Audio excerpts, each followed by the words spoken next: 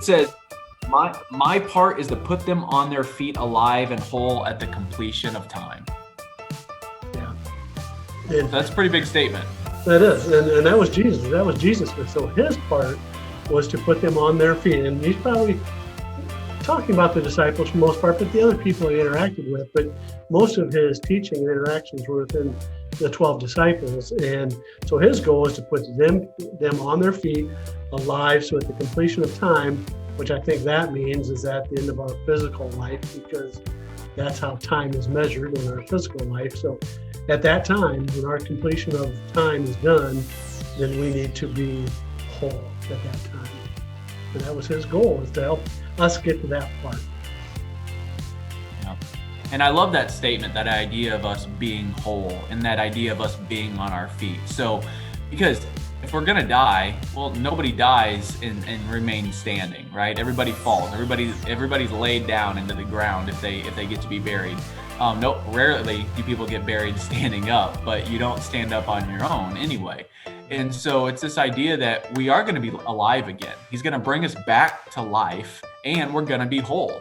So no matter what life throws at you, no matter what your end looks like, if you die, peaceful in your sleep at 100, well, you're still 100 years old. And at this, when you have that new life, you're going to be strong and you're going to be vibrant. That life is going to be returned to you.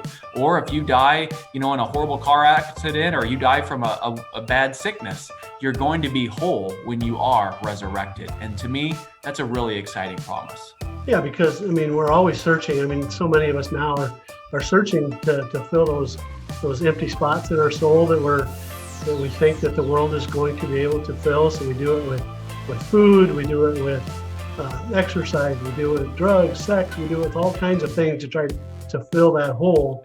But at the end of our life, when we want to have that whole feeling, and I guess that's the faith part that we get. If we have the faith and have been aligned with Him, and we've been living a mission-focused life, then at the completion of our time, we will be whole. I guess because I guess we'd struggle trying to fill our earthly desires our whole life. I think the older we get, the wiser we get, the less the world probably feels like it has to offer us. I'm assuming that's what it is, but I don't think that would ever go away.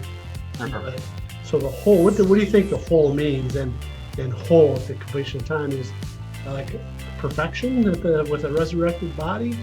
Is that what you think it means? Or? Yeah, I think that's a big part of it. And I think being a whole person, being fully realized in who we are in Jesus, having that full identity established.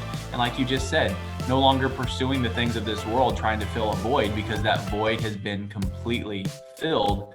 There's no sin that's draining it. Now it's complete. Yeah.